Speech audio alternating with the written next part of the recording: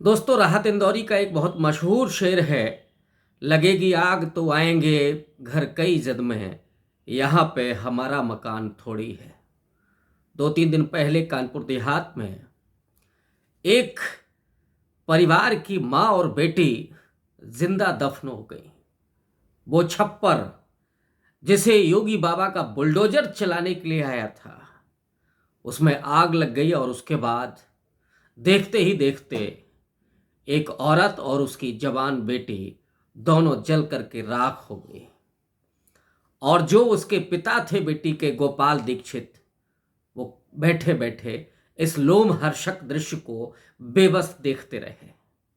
दोस्तों, इस बात को समझना जरूरी है कि जिस लोकतंत्र को हमने 90 साल के लंबे संघर्ष के बाद अर्जित किया और बाबा साहब अंबेडकर और पूरे संविधान सभा में नेहरू से लेकर के पटेल और तमाम लोगों ने जिस तरह से इस देश के लोगों को नागरिक बनाया, इस देश के लोगों को अधिकार दिए, लेकिन आज की जो सत्ता है वो जिस तरह से लोगों के नागरिक बोध को खत्म कर रही है, अपने उस विभाजन के एजेंडे के जरिए, अपने उस फांसीवादी तंत्र के जरिए, पूरे पुलिस के तंत्र में ये प्रदेश बदल चुका है। आज आप सरकार के खिलाफ अगर बोलते हैं, ये सिर्फ यूपी में ही नहीं बल्कि केंद्र के सरकार के खिलाफ भी अगर आप बोलते हैं, तो आप टुकड़े टुकड़े गैंग होते हैं, आप अर्बन नक्सल होते हैं, या कभी कभी तो आपको देशद्रोही ही घोषित कर दिया जाता है। लेकिन हमारा संविधान आपकी अभिव्यक्ति को आरक्षित करता है, सुरक्षित करता है, आजादी देता है। जो हमारे मूल अधिकार हैं नागरिक होने के नाते, उनकी रक्षा करता है। लेकिन ये जो फांसीवादी सरकार है, ये जो धर्म के आधार पर राजनीति करने वाली सरकार है, वो लगातार आपको कर्तव्यों की याद दिलाती है। ये जो सरकार है और संघ के जरिए जिस तरह का वो समाज बनाना चाहते हैं, वो दरअसल एक आदेश के पालन करने वाला समाज बनाना चाहते हैं कि सरकार ने जो फरमान जारी किया, फिर आप उफ नहीं करेंगे, उसको स्वीकार करेंगे। और जो समाज का वैविध्य है, जो विविधता है, उस वैविध्य का फायदा उठा करके संघ और भारतीय जनता पार्टी लोगों के बीच में फूट डालती है। आपको याद होगा, इस सरकार की उन तमाम नीतियों को याद करिए। जब नोटबंदी की गई तो कहा गया इससे अमीरों का धन बर्बाद होगा, जिन्होंने करप्शन से कमाया है उनका धन बर्बाद हो जाएगा। लेकिन गरीबों को क्या मिलेगा? अगर मैं इसे एक मुहावरे में कहूं तो बताया गया कि हमारी साइकिल पंचर भले ही हो, लेकिन सेठ जी की कार पंचर हो जाएगी, उनकी कार बर्बाद हो जाएगी। तो ये नफरत पैदा की गई गरीबों के भीतर कि इससे अमीर बर्बाद हो जाएगा। ठीक वैसे ही हिंदू और मुसलमान की राजनीति होती है, अगड़ा बनाम पिछड़ा और दलित की राजनीति होती है, यादव के खिलाफ ओबीसी की और जातियों को खड़ा किया जाता है, जाटवों के खिलाफ अन्य दलित जातियों को खड़ा किया जाता है। और इसी विविधता का या इसी अंतर्विरोध का फायदा ये सरकार उठाती है, ये पार्टी उठाती है। वो नफरत पैदा करती है, वो लोगों के भीतर हिंसा पैदा करती है। और आज आप देखिए कि जगह जगह जो कुकुरमुत्ती की तरह है, तमाम ऐसे लोग उग आए हैं जिनका चोला तो बाबाओं वाला है, लेकिन क्या आचरण उनका है उस तरह का? जब वे हिंसा को उकसाते हैं तो क्या वो वास्तव में आपको ऐसे लगते हैं कि वो ईश्वर की भक्ति करते होंगे, लोगों के कल्याण के बारे में सोचते होंगे? मुझे लगता है कि जो सच में महात्मा हैं, या जो पूरे महात्मा होने का अर्थ है, वो इससे कहीं ना कहीं कमजोर पड़ता है, या वो अर्थ दूषित होता है।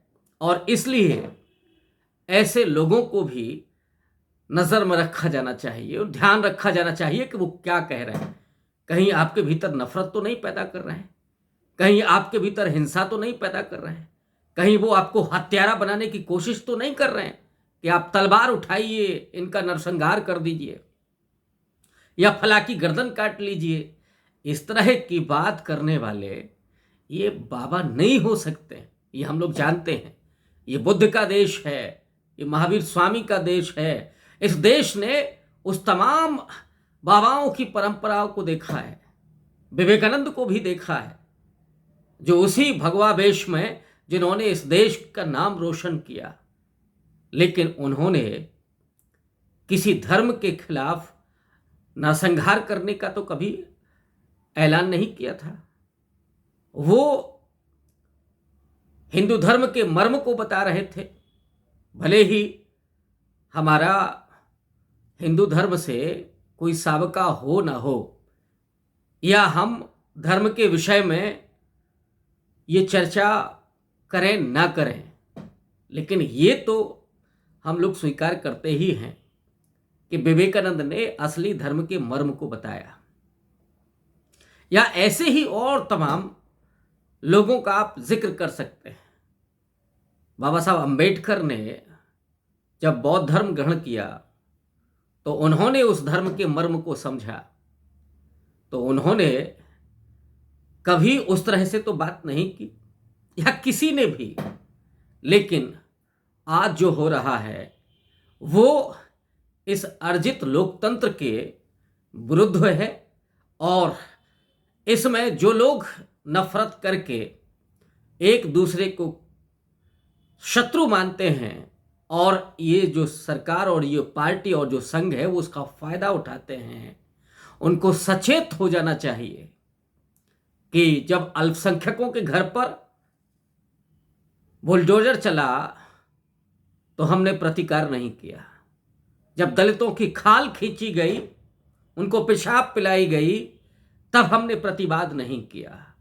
और संभवतः जब बुलडोजर चला तो बुलडोजर को लेकर के जश्न भी एक तबके ने बनाया, बल्कि बुलडोजर को लेकर के एक पूरा राजनीतिक विमर्श ही खड़ा हो गया उसके पक्ष में।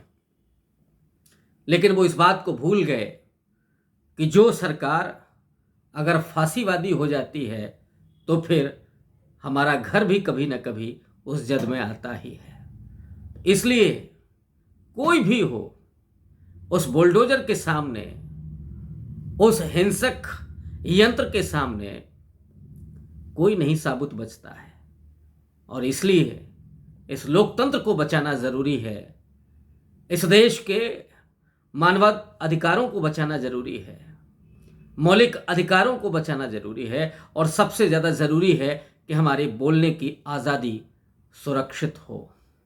और इसीलिए दोस्तों, सचेत बने रहें, सजग बने रहें, और इस देश के अर्जित लोकतंत्र की रक्षा करने, संविधान की रक्षा करने, और संविधान सभा में और स्वाधीनता आंदोलन में जो संकल्प हुए थे उनकी रक्षा करने के लिए निरंतर प्रयत्नशील रहें, बिल्कुल लोकतांत्रिक तरीके से, संवैधानिक तरीके से। लेकिन आलोचना करना एक नागरिक होने का असली धर्म है, तो उससे भी न डरें, और इस फांसीवादी ताकत के सामने, संघ के उस साजिश के सामने लगातार सीना तान करके खड़े रहें, और तभी हमारे देश के उस वैविध्यपूर्ण जीवन शैली की, उस संविधान की और उस लोकतंत्र की रक्षा हो सकेगी। शुक्रिया दोस्तों।